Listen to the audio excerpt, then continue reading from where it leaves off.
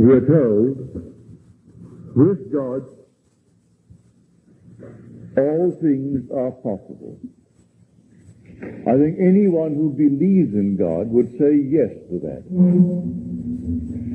But then we are told that God is spirit, and that the Spirit of God dwells in us. I think any man who believes that should make every effort to find out who God really is, who dwells in us. He is spirit, and the Spirit of God dwells in us. And this God creates all things. By him all things were made, and without him was not anything made that was made.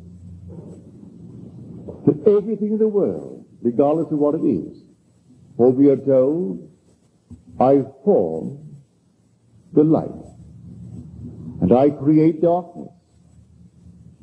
I make the weal, and I create the woe. I am the Lord who do all these things.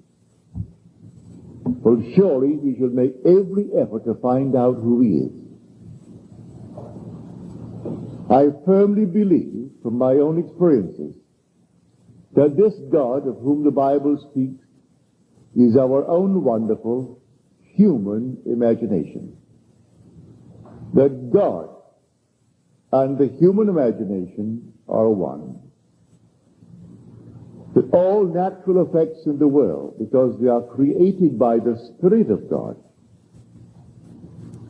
are caused by Spirit. So every natural effect has a spiritual cause and not a natural. A natural cause only seems. It is a delusion of our fading, I would say, memory. For here, in this world, I can't quite remember when I imagined that which is now taking place in my world. I do not recall it. I can't remember when I set it in motion. But if this is law, and a law that no man can break, at some time, somewhere, I imagine what I am now encountering. That my present moment is not really receding into the past. It is advancing into the future to confront me. But I forgot it. And I now think it has a natural or physical cause. And it does not have a natural cause. Every natural effect has a spiritual cause. Or the Bible is completely wrong. For we are told by him all things were made without exception. And without him was not anything made that was made. And he is spirit. And the Spirit of God dwells in me. Well, if he dwells in me, I have identified him with my imagination. Only on this level I do not remember having imagined it. But along the way, I must have, if this is principle. Now, let me share with you some of my experiences. We are in this room tonight, and the room at this moment is more real to us than anything in the world. It has a cubic reality because we are in it. Think of your home. You know your home far better than you know this room. But your home at this moment is not as real as this room. This room now occupies reality to you. And everything else is shadowy as you think of it. Why is this real? Because you have entered it. You are in it. You occupy it.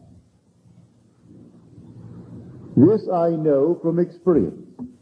Sitting in a chair, and suddenly I am seeing what reason tells me I should not see. I am seeing, pardon me, what seems to be the interior of a home. Or lying on my bed, I see the interior, or it seems to be, of a great hotel, an unoccupied suite, ready for occupancy, but not occupied. It was just as vivid as any painting of a great artist. An artist could give us the impression of a three-dimensional picture. We know that reason tells us it's on a flat surface. It's simply depicting three dimensions, but it is all on a flat surface. Well, while seated in the chair, or lying on my bed, my consciousness followed vision. And I entered that room. I actually occupied it. I came back to where I was seated on one occasion, to where I was lying on my bed on another. And then I went back. And again, it took on a cubic reality. I came back knowing exactly what I am doing. I knowing this whole thing makes no sense whatsoever to the rational mind. But I could not deny what I am experiencing. Here I have the evidence. No one to share it with, but I have the evidence. I came back and I went back into the picture. And the moment I entered the picture, it took on cubic reality. And after doing it maybe a dozen or more times, I said to myself, I'm going to explore. This time I'm going to go right into it and remain there. And explore, which I did. So I stepped into the picture, and as it closed around me, from my bed it seemed to be 30 by 20. But when I stepped into it, determined this time to keep going, regardless of consequences, it closed around me a third of what it seemed to be as I looked at it from the bed. So 30 by 20 became 10 by 7. I found it to be a dressing room. A dressing room of a huge, wonderful suite ready for occupancy. No one was in it. I'm the only occupant now. I came out by opening up a door. I didn't go through it. By some vapor, I actually opened the door. And to myself, I was solidly real. Just like the man that is talking to you now. My hand could open a door. And the door was solid and it was real, and I went through the door. I entered a corridor. It was a nice wide corridor, dimly lit. At the end of the corridor, intersecting it, was a brilliantly lit corridor. I walked down to the very end, and when I got to the end, here is this luminous, wonderful corridor. I saw two ladies coming down the corridor. I knew exactly what I was doing. I knew how it began. It began by seeing what seemed to me just a vision, like a painting. I knew that I left my bed, my consciousness following vision, and I entered the painting. And the painting took on cubic reality. I knew it. So I called that a dream. Knowing it began as a dream, I said to myself, well, it has still to be a dream. But I am dreaming now awake. I am not dreaming, sleeping. I am fully awake, but it is a dream. And I said to the ladies as they came by, ladies, this is all a dream. They did exactly what any nice ladies would do, a stranger standing in a corridor and saying to them, this whole thing is a dream. They thought they were looking at a madman. So they got as far removed from me as they could and got right next to the wall. But the wall was as solidly real as that wall. They couldn't go through it any more than I could.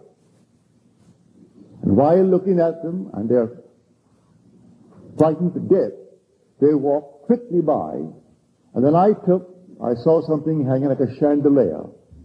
It reminded me of an object that I'd seen about 6 months before in a friend's home. And he said to me, see, you can hardly tell that this thing is not suspended. If you look closely, there is an almost invisible thread that connects it to the ceiling. So I looked, and I did see that very little thin thread connecting this to the ceiling. Then I was convinced, well, it is a dream. This is a memory image of what I saw in my friend's home. So again I said to the ladies, look, this must be all gossamer. But as I held it, it was solidly real. It was just as solid as this. That surprised me. They kept on moving, and they moved rapidly towards the end. And here I am holding this thing in my hand. I took my hand off, and I said to myself, now you know it began as a dream, Neville. And there still has to be a dream. All ends run through to origins, and the origin of this experience of yours was a dream. So this must be a dream. But it is not a dream. I am just as awake as I am now talking to you, as I was talking to those ladies. When they got to the end, they looked back at this mad person in their eyes. I was mad. And they simply disappeared by stepping down a few steps into what undoubtedly was the great reception room, the foyer, our huge big hotel. Then I say to myself, you know, how are you going to get back? How are you going to get back? There is no road leading back to that date on which you left a body. And you have unfinished business. You have a wife and an uneducated daughter who has the ambitions to go to college. And she's now only in high school, and you have left inadequate funds to take care of your obligations to your wife and daughter. You've got to get back. How to get back? I couldn't go through that door that led from that suite of rooms into the corridor and find any exit from there back to where I lived in Beverly Hills. What on earth am I going to do? I knew, reason told me, that if I don't get back, within a very short time, they'll find that body on the bed, and they will have to examine it, and they will declare it a heart attack or something, but they've got to find a physical cause for it. And here I am looking at something entirely different. It will die all right if I don't get back. And I must get back. Then I remembered a similar experience that happened years before, where feeling brought me back. Feeling awoke me in a dream. I found myself on a beach. It wasn't Barbados. It was more like the Pacific Islands. I haven't been there, but I've been born in the tropics, so I know exactly what they must look like. But it was not the West Indies. It was the East Indies. And here I know I am dreaming.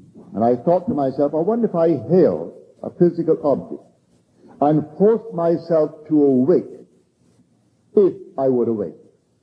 Well, I tried it. I held on to a pile driven into the ocean, into the beach, a solid mass of cement.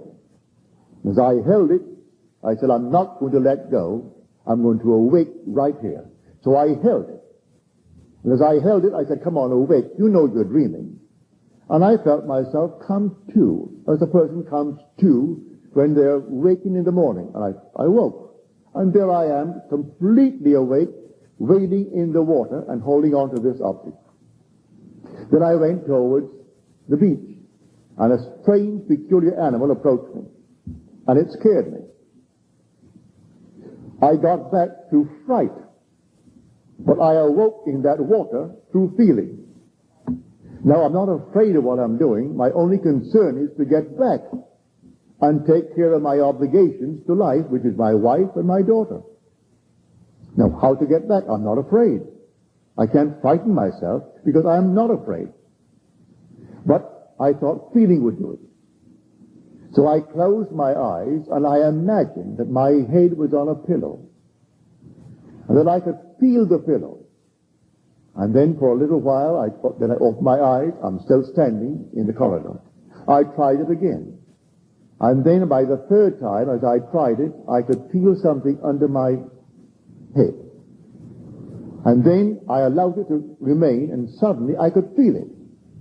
I tried to open my eyes, and I couldn't this time. And instead of feeling that I am standing perpendicular, I feel I am standing in lying horizontally. So I felt, well, I must be back now. But I couldn't move my body. The body was cataleptic and frozen like this. Then in about, maybe 20 seconds or so, I could move this little finger. I couldn't open my eyes. In a little while, I could move it from the elbow down. And then with tremendous effort, I could move it. And I pushed it out, and I could feel the warm body of my wife. Then I knew I was back. I hadn't yet been able to open the eye. Then with a tremendous effort, I could open the lid and saw the familiar objects in the room that I had left behind me. Then I knew what makes everything real in this world. The Spirit of God dwells in me, and He is my own wonderful human imagination. I walked into a thing that I could only see lying from my bed. Entering that state, it took on a cubic reality. God made this world real by entering. As we are told, He is not only in a translucent manner. We are told He is above all. He is also through all, and He is in all. If He is through all, He is omnipresent. If He is in all, He is immanent. That I'm told He dwells in me. He is in me. He is in you. He is in everyone. Am I now confined to this little place here at the podium? I am not. I proved that night.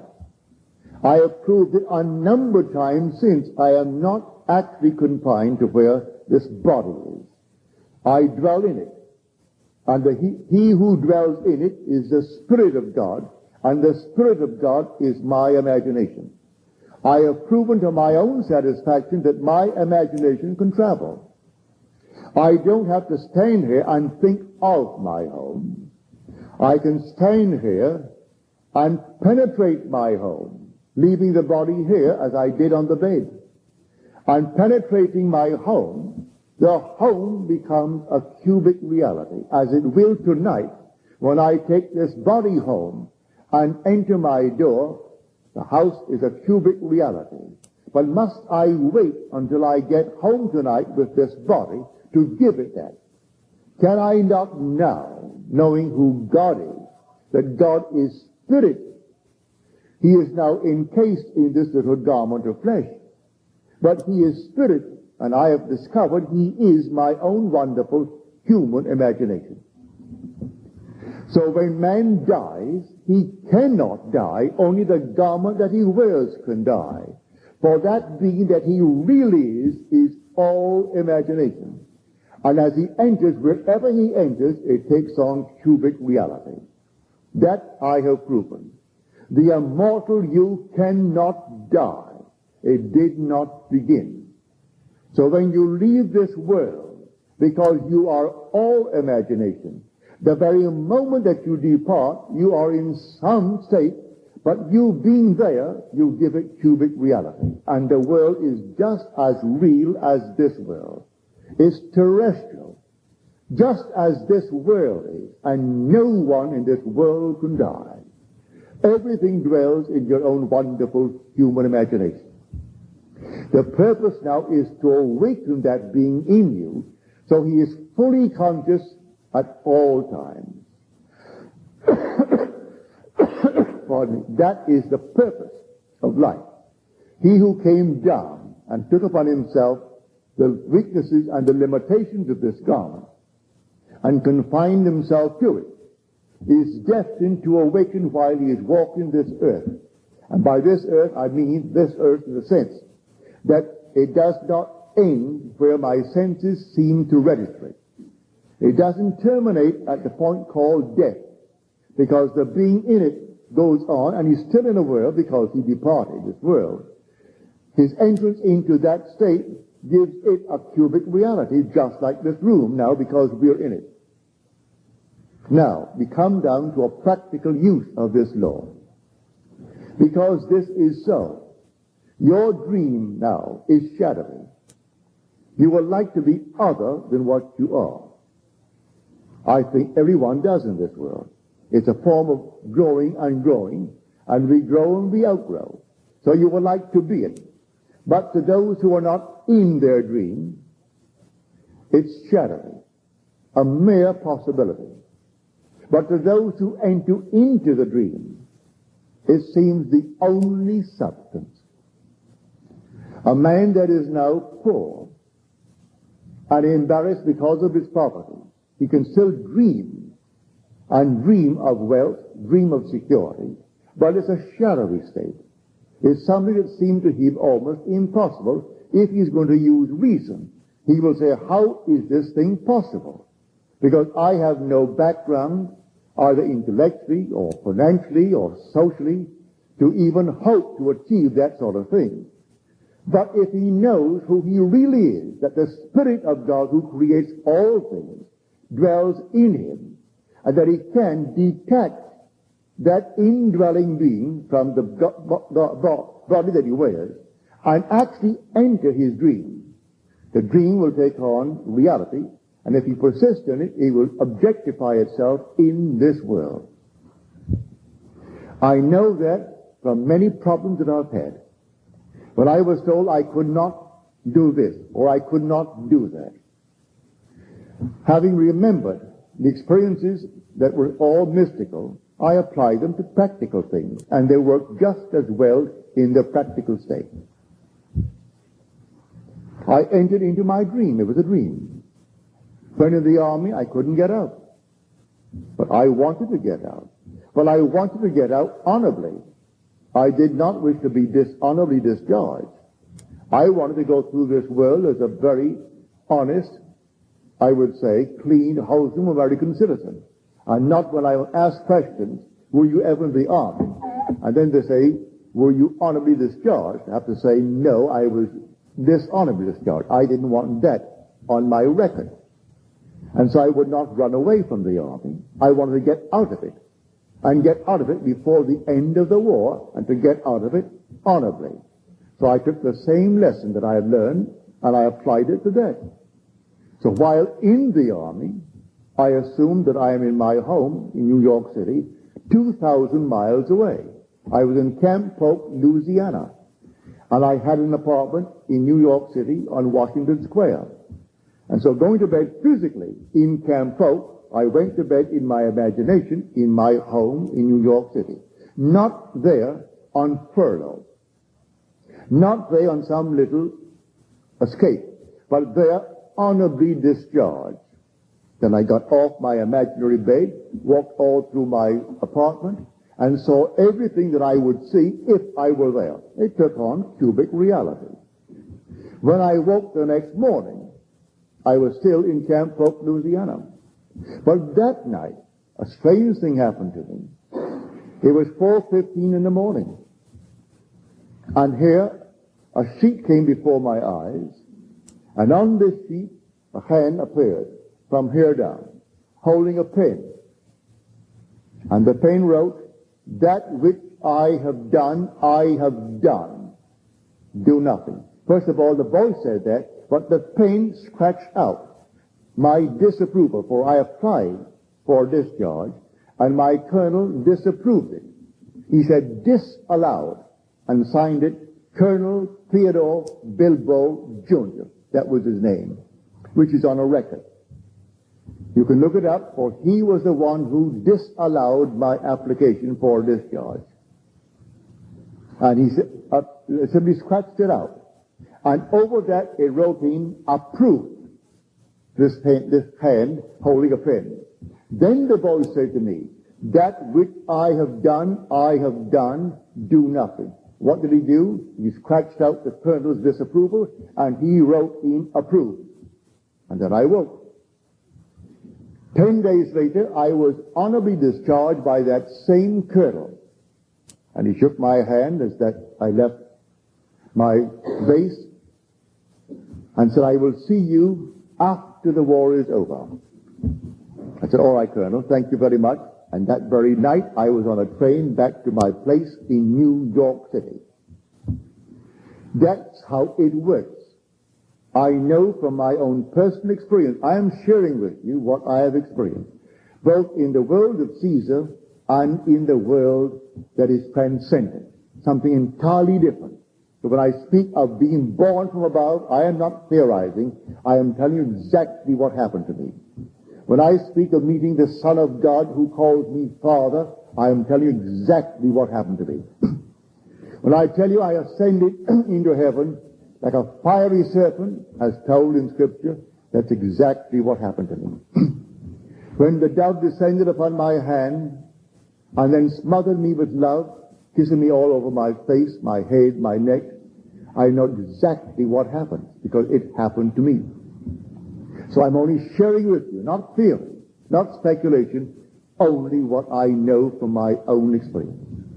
So tonight, the most impossible thing in the world, and who is not confronted with it? I am, an impossible thing.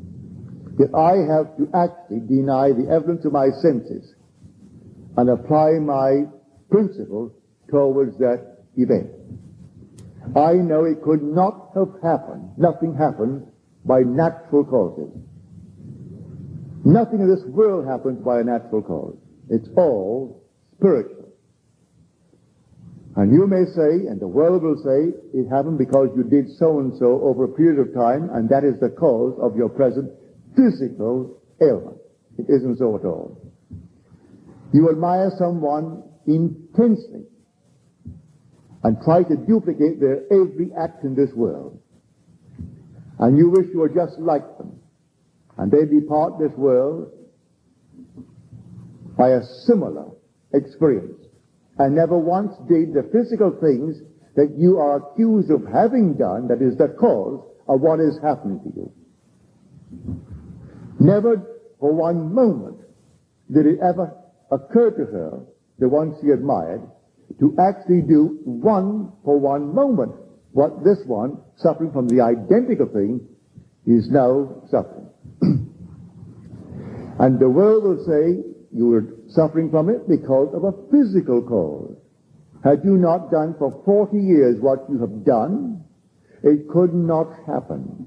Yet her own loving mother that she worshipped beyond anyone in this world and tried so much to emulate, never once in her life smoked a cigarette, would take an occasional little drink, very sweet and very weak, and died of the very thing that she now is suffering from. And there's no one in this world she worshipped more than her mother. That imaginal act in the beginning of time. And the whole thing came forward, and now she's fulfilling completely her ideal to be just like her mother. And the world will tell me the thing that is happening to her is caused by a physical state, and it isn't so at all. I could duplicate that and multiply it by the unnumbered number if man only had a memory that could retain the imaginal acts of the past. Every natural effect has a spiritual cause and not a natural. A natural cause only seems. It is a delusion of the perishing vegetable memory. If man could only bear in mind that every simple little imaginal act sends a quiver through omniscience, and right through omnipotence, and right through immanence. So the whole thing is like a huge big computer. Your imaginal act instantly is added to the sum total of it all. And instantly the whole thing is changed. And the world is reflecting every imaginal act in this world of man, and keeping it all perfectly recorded, so that there is no such thing as a natural cause. It is all a spiritual cause. All things were made by him, and without him was not anything made that was made. And where does he dwell? He dwells in us. For he is spirit, and the Spirit of God dwells in us. And he dwells in us, and I have by experiment discovered what that Spirit is. And I tell you from my own experience, the Spirit of God and the human imagination are one. They're not two. So when you depart this world, your reality, which is the Spirit of God, is your own wonderful human imagination.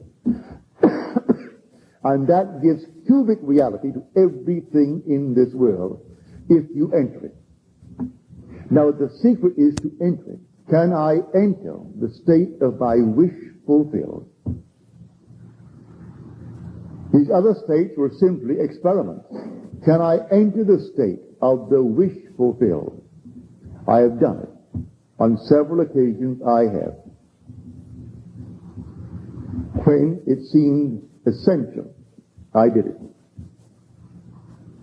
If someone asked of me, I tried my best to do it.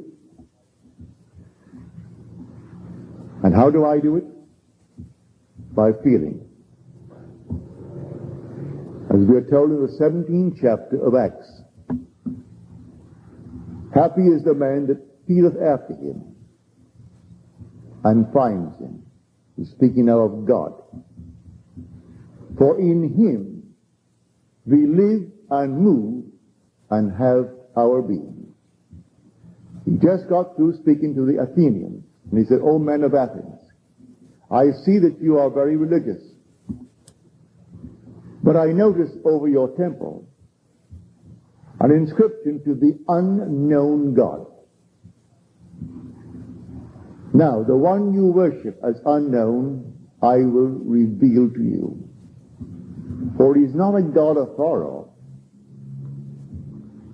He is near, that you may feel after him and find him. For in him we live and move and have our being. So the God of whom I speak is never so far off as even to be near. For nearness implies separation. No matter how near he is, that's not the God. Can't be near, because I am he. Be still and know that I am God. That's what you're told in the 46th Psalm, the 10th verse. Be still. Why? That you may know I am he. I am God. So the fundamental sin of Scripture is the lack of faith in I am he. As you're told, you will die in your sins. That is, you'll die missing the mark, unless you believe I am he. And before that the world was, I am. Before Abraham was, I am. But I am can't be near. That's the core of my being. I can say, I am a man, but that's something near.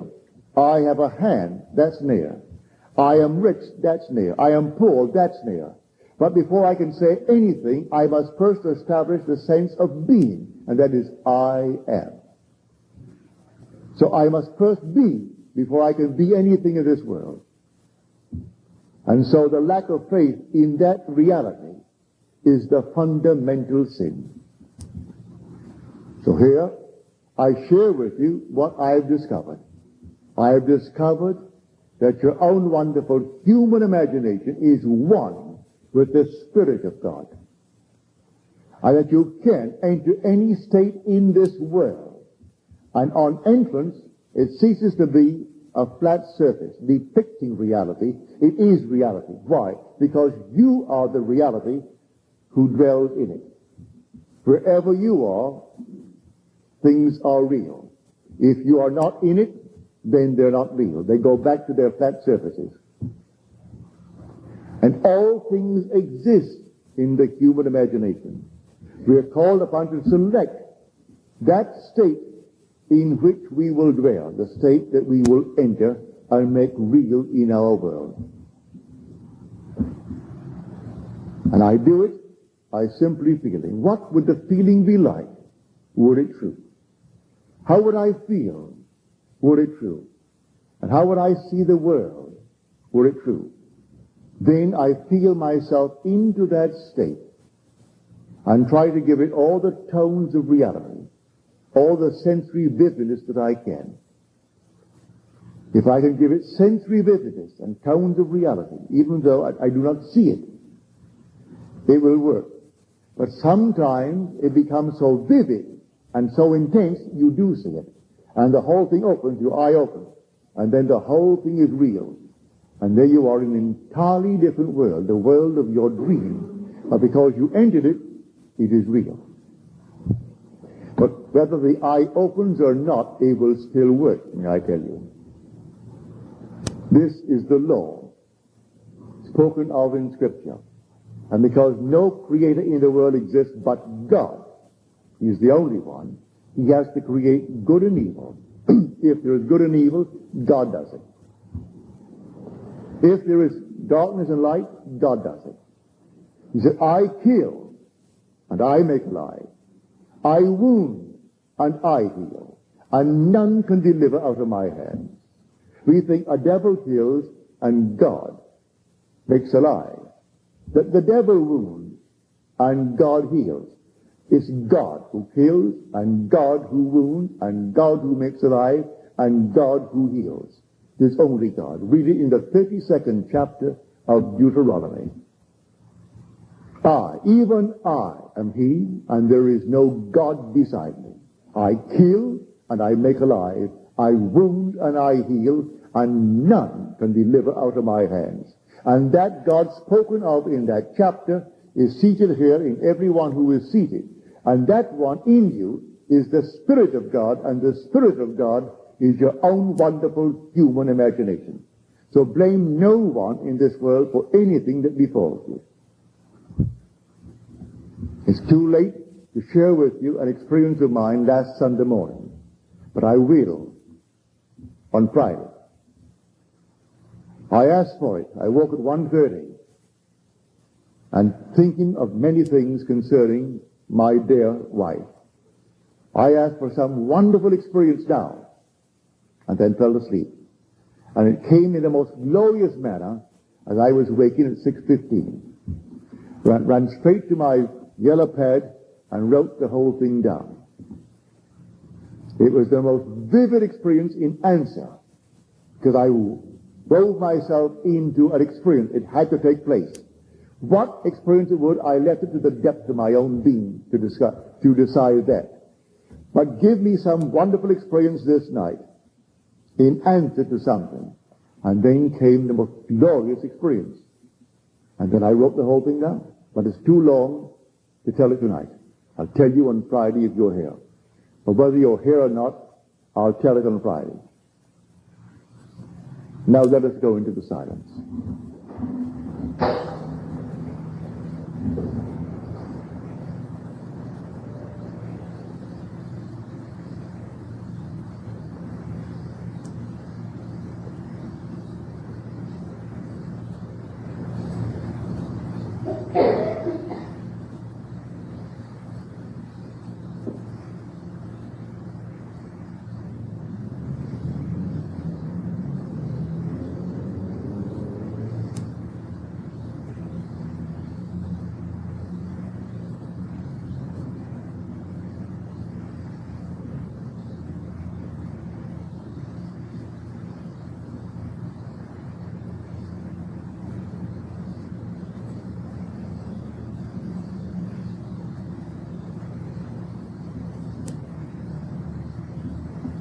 Good.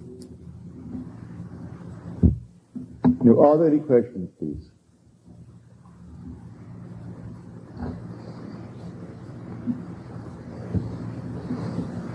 What's the difference when you get into the reality factor with the body on the bed and what they call astral projection? What's the difference? Well, I have had out-of-the-body experiences, what the world would call astral projections, but they're not anything like this. I am convinced that the being that you really are is dreaming what you believe yourself to be.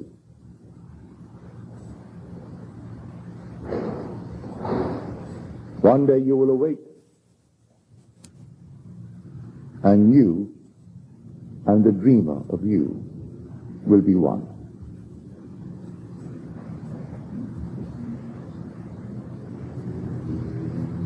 I have seen myself out of this body many times, but it's not that of which I speak today.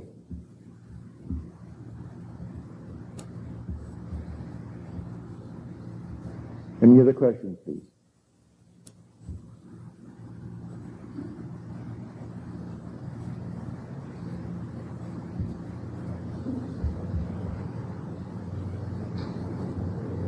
Yes. If you have time, I would like to hear again Joyce told about a dream or dream you had where you were trying to get through a wall and you tried to force direction.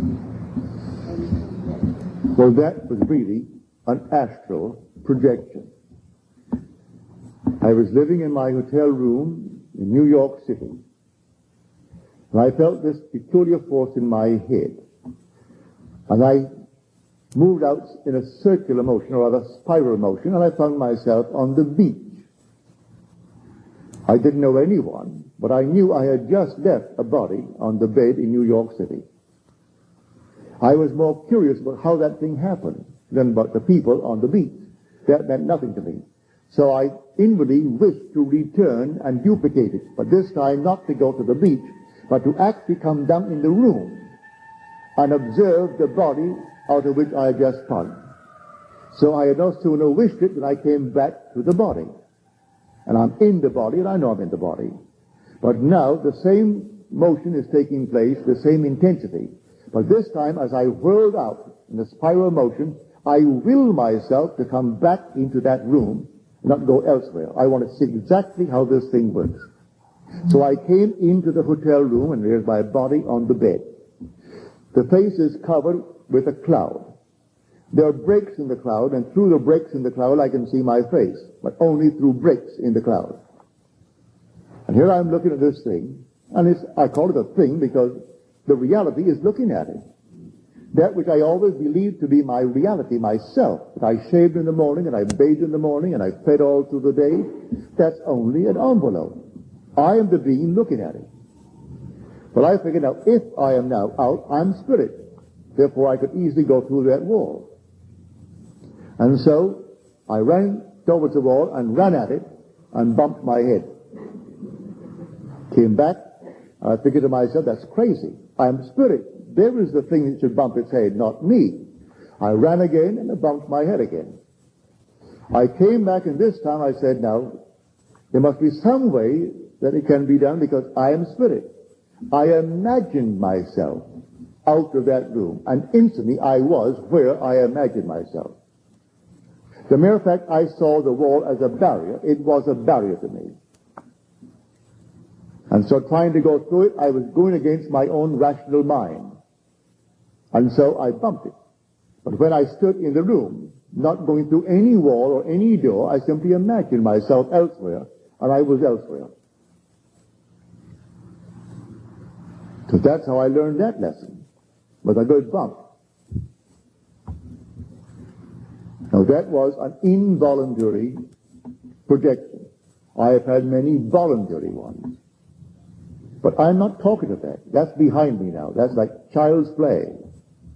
I'm speaking of God in us, who is called in Scripture Jesus Christ. For the divine body of God is your own wonderful human imagination, which is one with God, who is Jesus Christ. That's the Lord. And may I tell you, in the end, although all these bumps and these horrors of the world, in the end he is infinite love. He appears at first as power, destructive violence, but in the end it was love behind it all. Just sheer love. Nothing but love in the end, and that's God. Well, until the next time. We have a few left. We're closing in June. And here we are now, the 10th of May. And this time when I close, I have no plans for reopening. I'm not committing myself to this club or any other place after I close. I do not know what plans I have for the future. But I will be here. I'm under contract. And so I will be here until the last Friday in June. But I also have a contract in San Francisco for 2 weeks, the last 2 weeks of July. Beyond these two contracts, I have none, and I'm not going to commit myself, for I do not know what plans I will have beyond the fulfillment of these two contracts. Thank you. Good night.